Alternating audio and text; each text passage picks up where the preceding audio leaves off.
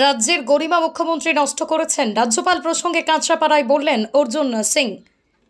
পশ্চিমবঙ্গের রাজ্যপাল সিভি আনন্দ বোসের বিরুদ্ধে রাজভবনে কর্মরত এক মহিলার অশ্লীলতাহানির অভিযোগ নিয়ে রাজ্যের মুখ্যমন্ত্রী মমতা বন্দ্যোপাধ্যায়ের বিরুদ্ধে মুখ খুললেন ব্যারাকপুর লোকসভা কেন্দ্রের বিদায়ী সাংসদ তথা ব্যারাকপুর লোকসভার বিজেপি প্রার্থী অর্জুন সিং। তিনি গোটা ঘটনাটিকে সাজানো বলেই দাবি করেন।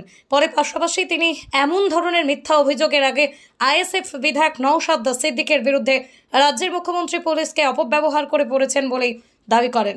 এছাড়াও তিনি রাজ্যের অর্থমন্ত্রী চন্দ্রিমা ভট্টাচার্যকে মুখ বন্ধ রাখার পরামর্শ দেন। পিএম আছে, আমি 24 ঘন্টা আছি, এর মধ্যে তফাৎ তো হয়। রাজ্যপালের এগেইনস্টে এবার মলস্টেশনের অভিযোগ আসছে, কি বলবেন? দেখুন, মমতা ব্যানার্জি বাংলা সংস্কৃতিটাকে নষ্ট করছে।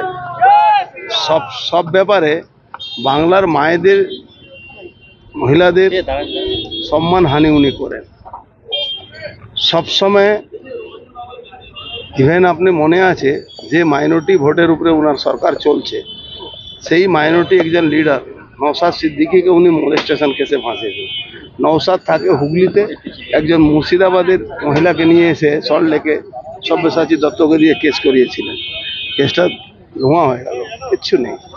আজকে সাংবিধানিক প্রধানকে নিয়ে বিজেপি ম্যাক্সিমাম নেতাদের নামে উনি এইসব কেস দেন। এতে উনি বাংলার সংস্কৃতিকে কলুষিত করছেন। মুখ্যমন্ত্রী পুলিশ মন্ত্রী হয়ে পুলিশকে মিসইউজ করছেন।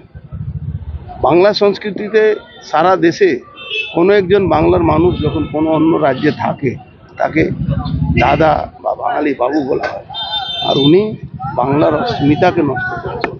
উনি প্রত্যেকটা ব্যাপারে এমন একটা বাংলার চিত্রটা প্রস্তুত করে দিচ্ছেন যাতে বাংলার মায়েদের, দিদিদের সম্মান হানি হচ্ছে। ওনার লোকেরা রাত্রিবেলা 12টার সময় ওই লক্ষ্মী ভাণ্ডারের নাম করে পিঠে বানাবার জন্যে মহিলাদেরকে অপমান করেছে। উনি রাজ্যপালকে অপমান করছেন।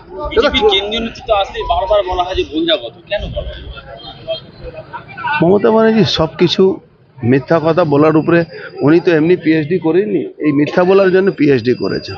চন্দ্রিমা ভট্টাচার্য বলেছেন যেখানে রাজ্যপাল পিস রিম করবেন সেখানে নারী সুরক্ষার জন্য পিস হেভেন তৈরি করে ফেলছেন।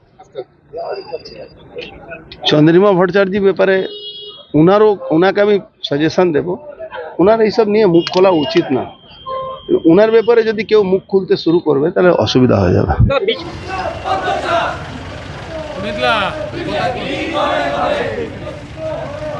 বিজেপি ঘরে